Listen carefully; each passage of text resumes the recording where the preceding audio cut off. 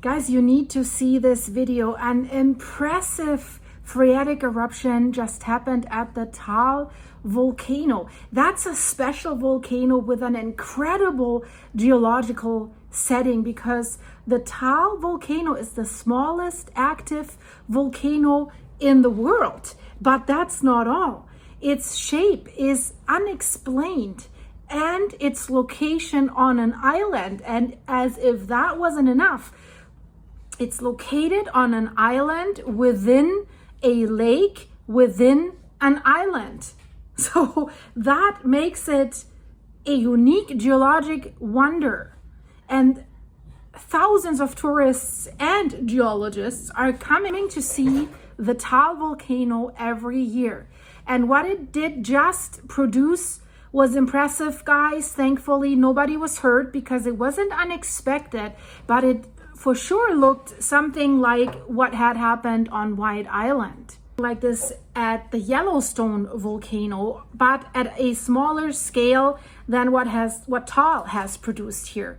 So what you're seeing here, I mean, it's impressive when you see the dark mud come up with the white clouds. That is called a phreatic eruption. It's a type of volcanic eruption that is driven by the superheating of the groundwater. And we know what happens if we put a lid on the pot and we heat the water, the lid starts to shake. And basically the groundwater and the surface water, when it's heated up by magma, volcanic rocks or new volcanic deposits are being everything together is being heated up. And this rapid heating of all that together causes the water to turn into steam, which expands explosively. That's what we've seen here. And that results in an eruption. So these eruptions can eject steam, water, ash, and rock fragments. They don't eject magma. So no fresh magma typically seen with these hydrothermal or phreatic eruptions. This eruption that happened at the Taal Volcano has spewed up a steam cloud up in the air, almost like 2 miles altitude. But it was expected. They knew this would come because the volcano has given signs, has given warning signs. And you know the Philippines, they have so many active volcanoes. They're not surprised if one of them acts up. They have multiple volcanoes acting up. They were expecting it for 11 days. So they've been monitoring the volcano and they thought, yeah, it could happen at any time. That's why we see video footage of 3 phreatic eruptions that occurred within 12 minutes only.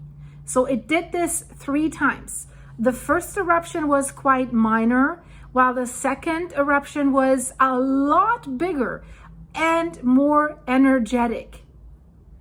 It was a big plume of steam, water, and sediment from the bottom of this crater lake. I mean, this is coming out of the lake. That is amazing. And it was rising, that initial fountain, over 300 feet tall. And then it was towering above the crater walls, the whole crater. I mean, the cameras that they installed really captured it absolutely perfectly. And it was the most powerful phreatic eruption that Taal produced in months. And we had increased earthquakes that lasted for several days back in June. They already announced that something's on the way, that something's coming. There were earthquakes, there was a simultaneous reduction in gas emissions, but then nothing really happened. After a few days in June, the situation eased again, but gas emissions remained low, so maybe an indication that something was clogged up. Think of a pressure cooker that you heat up, and the heat cannot get anywhere. It explodes eventually.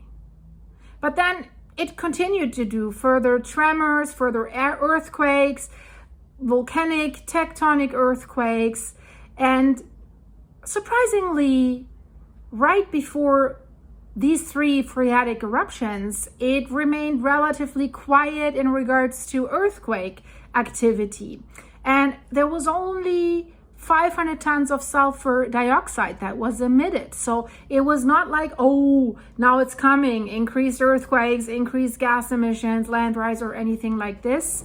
But it seems that there was a blockage basically in this extraction system, and that was probably the cause for this extremely high buildup of high gas pressure, which has now likely been released in these three eruptions. We need to find out, we need to wait a few days to see whether this blockage still exists or is clogged again, or whether it has been resolved. If it has been resolved, maybe we should see regular gas emissions again. Overall, when we compare just the measured parameters of Taal to how it looked last year, it's less striking this year than in previous years, but the southwestern flank of the volcano, this area of the volcano, there we see continued land rise. So magma seems to rise to the surface. So we will most likely see a volcanic eruption there as well. That includes fresh magma. When, we cannot say, might take a while. Now, the alert level of Taal is at alert status level 1. The island is restricted area right now, but there are no known restrictions in the large caldera. So it seems people can still access the island and stand there. I would not do that, guys. Would you? Let me know in the comments, because that sounds a little bit too scary, but it was impressive to see how powerful this tiny volcano can be and how this looks when the bomb comes out of the water. It's amazing. And all that within a lake, guys. So check out the videos in the end screen, guys. There's so much going on, and there was just a conference, an international conference in Geneva that is held all 4 years with volcanologists, geologists, seismologists from all over the world, and they were all together quite concerned about Campi Flegrei and what the consensus was, and what they said about the danger of an eruption is equally as concerning. And we have to see how authorities are now reacting, because there's still no evacuation order. The alert level still not raised, despite so many scientists that have been warning for years. We just had another magnitude 4.0 earthquake there. Check out the videos in the end screen, guys. I urge you, and I would of course like to see you there again. If you want to support the channel, links are in the description. You can buy me a coffee there. We can have video chats there with each other. So thanks for doing this. Hello to all my new channel members. If you want to do that, click the join button. You get behind the scenes information from me, private videos about my animals, my farm and stuff like this, what I'm doing when I'm not doing what I'm doing here. So guys, thank you so much. Thank you for your supers. You're absolutely adorable, guys, for the support you're giving this channel. See you in the next video here. You just need to click. Bye-bye.